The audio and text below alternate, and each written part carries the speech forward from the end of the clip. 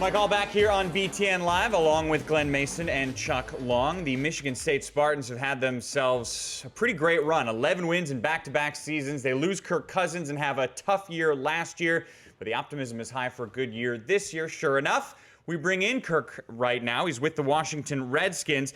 Kirk, last we've heard you in the news was a sprained right foot. What's the latest on your health? I'm doing well, getting back soon, getting better every day. Still have a few days before I'm back to 100%, but I'm getting really close, and I'll for sure be ready for the opener on Monday night against the Philadelphia Eagles. We're talking about Andrew Maxwell and the MSU quarterback situation. Looks like he'll be the guy to start the first game this weekend. I know you have a relationship with him that goes back a little while. When was the last time you talked to him, and what did you guys talk about?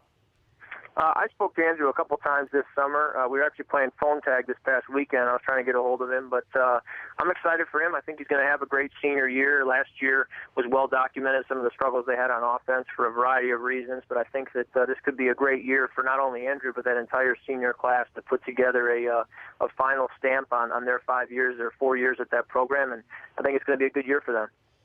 In talking improvement at the quarterback position, Kirk, I believe that the quarterback's most improvement is really between year one and year two, or year one to year two. Did that happen to you when you were at Michigan State, and do you see that happening to Andrew this year?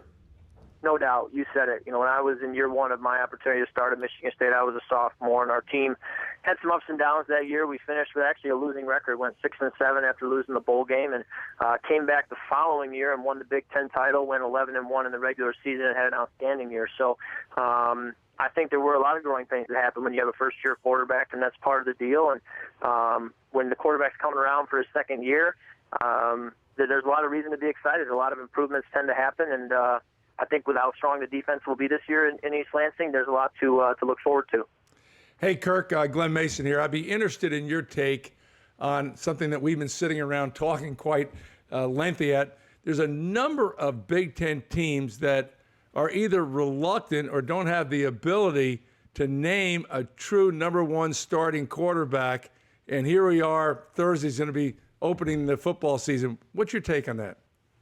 Well, it's in my opinion, coming from a quarterback, it's not preferred. You know, I remember being in a quarterback competition going into my sophomore year at Michigan State, and I just don't think it's the ideal situation to put yourself into, even if both quarterbacks or 3 or 4 quarterbacks are all very talented. I just think that it causes the team to have some confusion as to who their leader is and what direction they're going. But sometimes oftentimes that's the situation that a team is put in, and it sounds like that's pretty common across the conference. So you gotta roll with what situation you have. But I think it's advantageous for a team to decide on a quarterback and settle on that quarterback, and then let them sink or swim with the guy they've chosen. Kirk, how frequently do you stay in touch with Mark Dantonio? You know what? I stay in touch with Coach Dantonio about as much as you can. You know, both of us are busy, but Coach called me probably a week ago. He was leaving after a long day. It was late at night, and I was just finishing up a long day in training camp, and he gave me a call to touch base and just see how I was doing. And we'll text throughout the season, and I'm sure I'll get back to East Lansing once or twice every off season to say hello to him. So we do keep in touch quite a bit, and he's the kind of person who really cares about you, not just as a football player, but as a person, and that goes a long ways. The winningest quarterback in Michigan State history, Kirk Cousins. Thanks for the time. Get healthy. Have a great season, Kirk. Hey, thanks for having me on, and look forward to hopefully getting in the studio again this offseason.